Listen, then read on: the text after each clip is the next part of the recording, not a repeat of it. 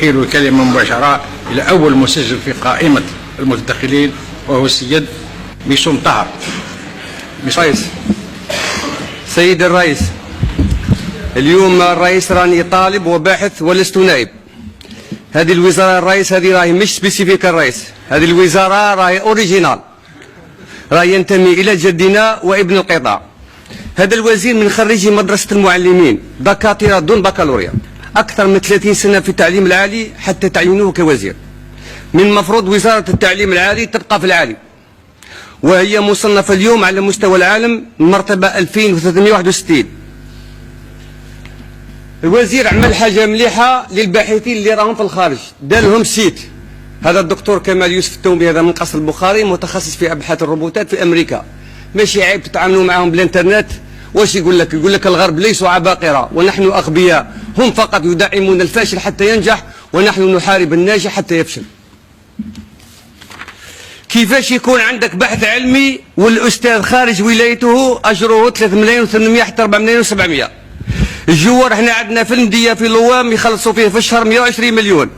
كيفاش يكون عندك بحث علمي والأستاذ الجامعي يرقد في الحمام أو في الإقامة الجامعية؟ احنا لوتيل تاع السفير رانا نخلصوا مليون في النهار.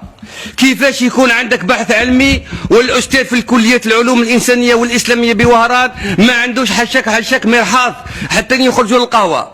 جامعة الجزائر راهم يركزوا على عملية التدريس أكثر من تركيزها على البحوث العلمية.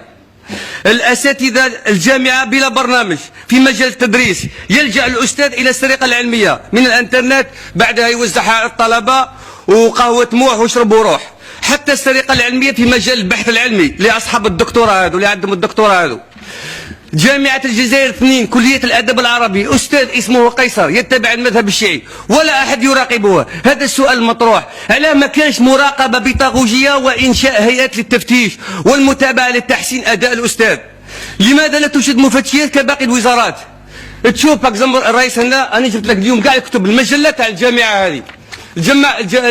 مجلة جامعة محتلة من طرف مدير الجامعة والمحيط تاعو، كأنها مجلة عائلية. تشوف هذا سلطاني الجلالي وداير بنته ثاني أستاذة معاه سارة سلطاني، وجبت لك كاع نفس الأشخاص اللي في الكتاب هذا في السيمستر هو. كيف يكون عندك بحث علمي والناس محتلينها؟ كما يقول السيستم الألمدي هذا ماذا قدم لنا؟ واش يقول لك؟ ليكيدي الماكسيموم تاع الطلبة. خارجي النظام الكلاسيكي يطلبون بفتح المسابقة في أكتوبر تاع ماجستير، وعدتوهم قلت لهم في 2010 باللي نخلوها مفتوحة على مدى طويل. حتى الماستر درتوها لهم كي الدومين سكرتوها لهم بلا بلا، يدوا 3%، 100 طالب يدوا منه 3 من الناس. هذا منطق هذا وراهم كما يقول لك يديروا، وراهم حابين يديروا مسيرة وطنية. زيد بالنسبة للطالب هذا صباح سبيسيفيك، هذا الطالب مسكين طالب بطال طلاب، عندما ياخذ الشهاده تاع الدبلوم هو يجري مسكين في الجزائر يحوس الحوت في البحر. انا كيما خريجي الالم ديال هذا السيستم ما بقيت يتخرجوا مساكن. والصيادله اصبح الصياد اللي عنده قرا 20 سنه يصبح مساعد، يعانون من كابوس البطاله. انا واش نقول لكم يا الرئيس ونقول لهذا الوزير؟ بدلوا لها الوزاره، ديروها وزاره البحث العلمي والصيد البحري، بيحوس الحوت في البحر.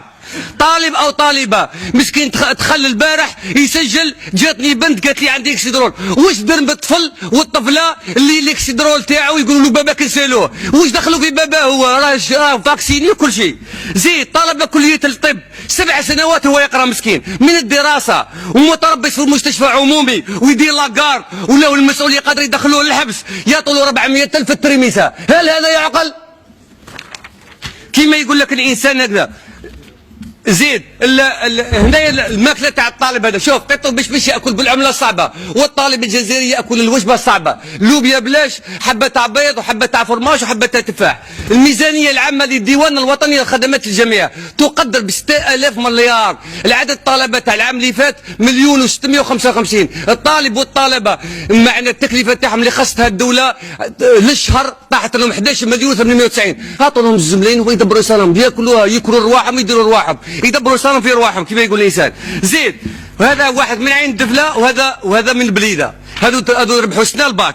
كيف الجامعه تاع عين الدفله وتاع بليده يدوهم الدار ابراهيم يقراو، وتاع الجزائر كما نقولوا احنا القاع والباع تاع الجزائر مساكن يروحوا العفرون، وهذه معناتها واش معناتها؟ هذو يكثروا الايواء ويكثروا الاطعام، وشي تحكوت يكثر الكيران تاعو يخدم ويفتحوا لولين وتقولوا لنا راه في التقشف، والميزانيه العامه من 6000 مليار تطلع ل 10 مليار. جامعه الجزائر هذا راح يربح كما يقول الانسان. شكرا، ما نزيدوش، لا خلاص.